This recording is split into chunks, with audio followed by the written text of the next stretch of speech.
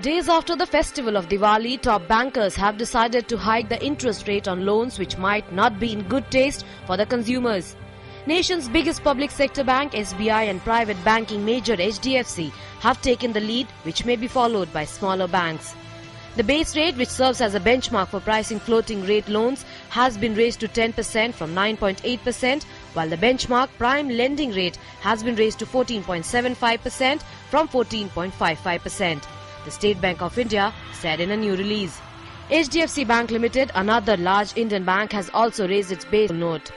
The production levels in India's private sector continued to contract for the fourth consecutive month in October. The pace of fall, however, moderated.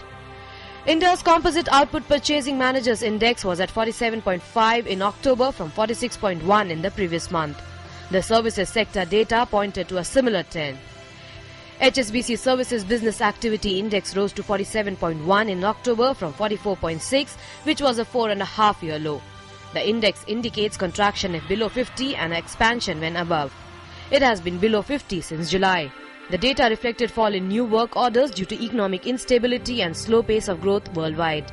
Led by hotels and restaurants, new orders fell in all 6 service subsectors for the second straight month.